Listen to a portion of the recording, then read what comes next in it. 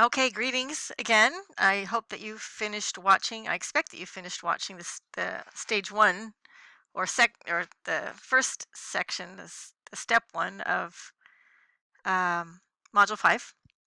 And then this is the first installment of cultural relevance and differentiation conversations that we'll be having throughout this course. So the topic of this particular PowerPoint is what is cultural relevance? Some of you may be familiar with it, or culturally relevant pedagogy, which is the way of teaching in a culturally relevant fashion or culturally responsive fashion. So Gloria Ladson Billings tells us that culturally relevant pedagogy is a pedagogy that empowers students intellectually, socially, emotionally, and politically by using cultural reference to impart knowledge, skills, and attitudes. Cultural reference are things that refer to a specific culture or a specific way of thinking. Culturally relevant teaching essentially means that teachers create a bridge between students' home and school lives. So they really do have two lives. They've got their life at school and they've got their life at home, while still meeting the expectations of the district and state curriculum requirements. Culturally relevant teaching utilizes the background knowledge and experiences of the students to inform your lessons and the way you teach. A lesson or unit that is culturally relevant enables each student to relate course content to his or her cultural context. So many pathways, just like for differentiation in UDL, many pathways to the same goal.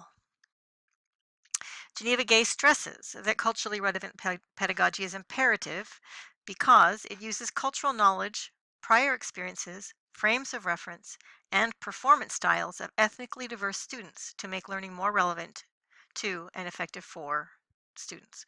It teaches to and through strengths of these students. It is culturally validating and affirming. So you're taking your students as the source and using what they know and what they can bring to the table as to help you direct your instruction. All of these things can be culturally relevant. Having high expectations of students.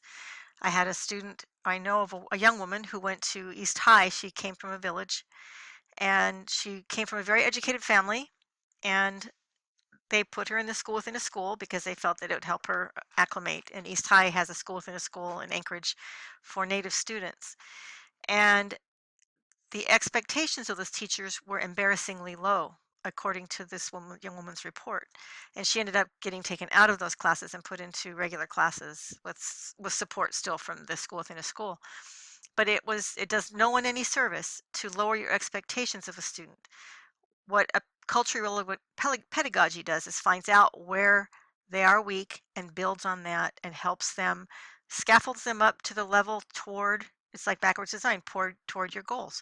How are they going to meet your goals? Maybe there are many ways to meet them.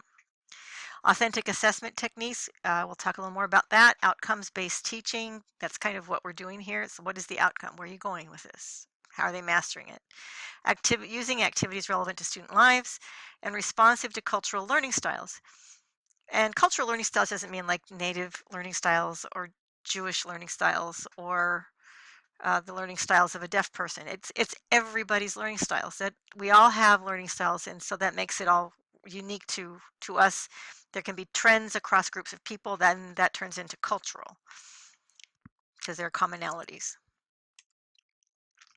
Culturally relevant pedagogy supports students' intellectual and social autonomy. So you're bringing them up. You're bringing them up to a level of independence in this culture that we call school, the academic culture. Gives linguistically and culturally diverse students a leg up with cultural capital, and we're going to talk about that in a minute.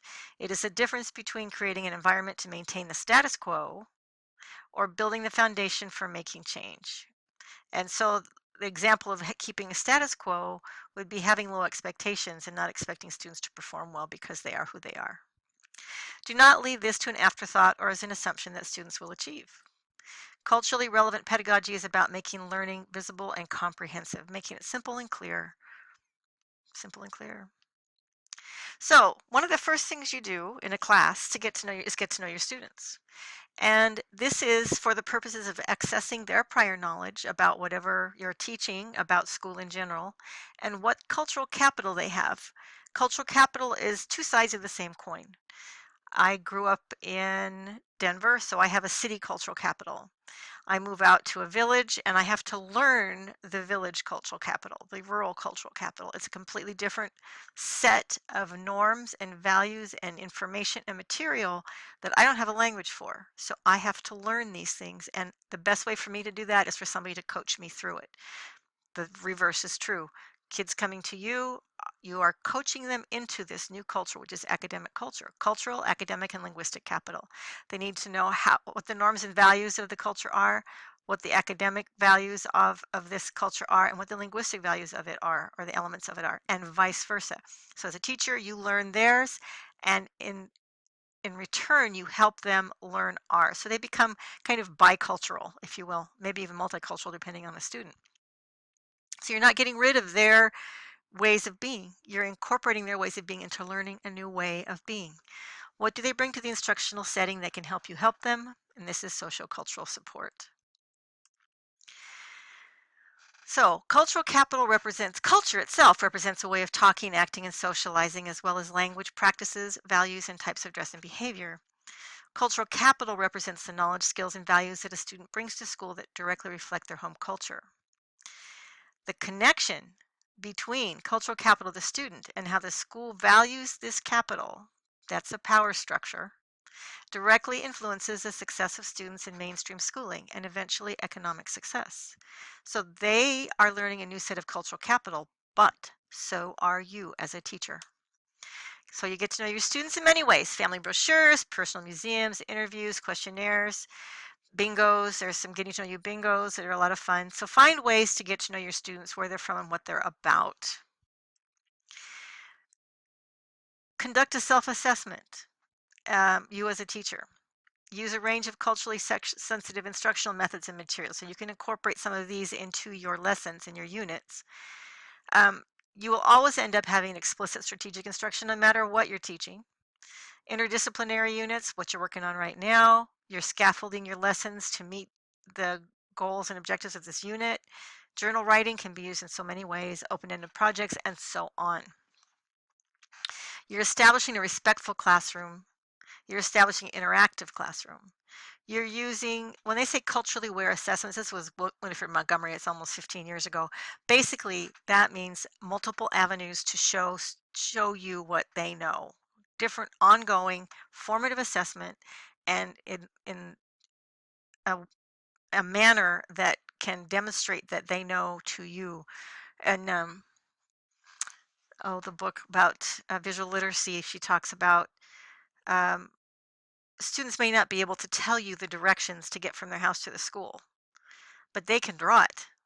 So that's the difference. You're having different ways of students to be able to communicate to you that they understand what's supposed to be learned, and then you decide how you're going to teach them the next step. And collaborating with other professionals and families. So here's an example from Chignik Bay. This is from, no, I think I made this one up, I'm not sure. Student will be able to identify resources found and used by the colonists to survive. So this is about colonialism on the East Coast, when the American settlers and the Pilgrims came, when they set up colonies, English colonies. That was before the Pilgrims. Or was it after? Me and history. So we have a gentleman doing some set net fishing in Chignik Bay. And then we have a picture of the colonists on the East Coast with a log cabin and their fishing boats, also doing some subsistence activities.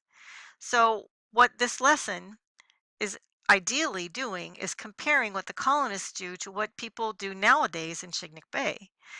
By recognizing the natural resources in an area familiar to them, students will be better equipped to identify those found in the early colonies. So you're taking what has happened, 300 years ago, and you're bringing it to their table, to the beach where they live. You're trying to make connections. That's so important. And then you can use strategies such as compare, contrast, pairing, bringing an elder in, and so forth. Another example would be using primary sources. How can students learn about how to use primary sources? And how do they evaluate the bias in a primary source? And so a student can take a newspaper article which contains an excerpted quote from an elder of the village. that they live in, for example. Find the original full statement from the elder, either from the news source or interviewing the elder themselves, and evaluate whether the article represented what the elder meant to say. And then practice the same process with an historical document. And then they have to, of course, conjecture because they can never interview the individual, but there might be some other material that they can find that will help them understand. So you're scaffolding it from the local to the global. You're moving them from the local community to a larger context and a more abstract context, because history can be quite abstract until you bring it, like I said, to their beach, to bring it home to them. So what does this mean for you? You want to remember who your audience is, that your students can and want to learn, that the parents and community are tremendous resources for you, to be acutely aware of your own cultural background and biases, and be comfortable with discomfort. Just be comfortable with it. It doesn't mean you're a bad person. It just means that you haven't started thinking a certain way yet, or thinking a new way. And how do you plan to get students to connect with unfamiliar content, to make familiar content to unfamiliar content, moving them into that cultural capital, that new understanding, so that they have access, so they can talk about the Bill of Rights and they can talk about subsistence rights in their village. Rights. Who makes rights? So a resource for cultural content, one is Alaska Native Knowledge Network. They have this kind of a strange PowerPoint, but they've got a number of lesson plans right here for you, and units for you to access and use as resources. And then there's Geneva Gay's work and Gloria Billings' work.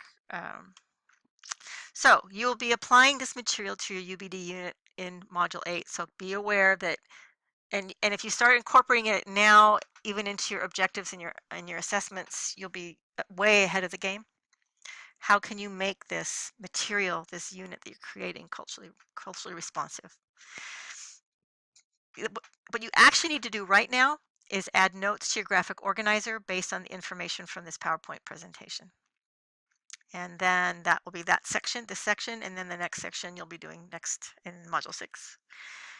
So your Module 5 assignments due by the date on the course schedule. Revisions are permitted if your work is submitted by due date. Please do not submit assignments by email, and use the assignment link in the module for submissions. You'll find it there. If you have any questions, please let me know. I'll be happy to answer them.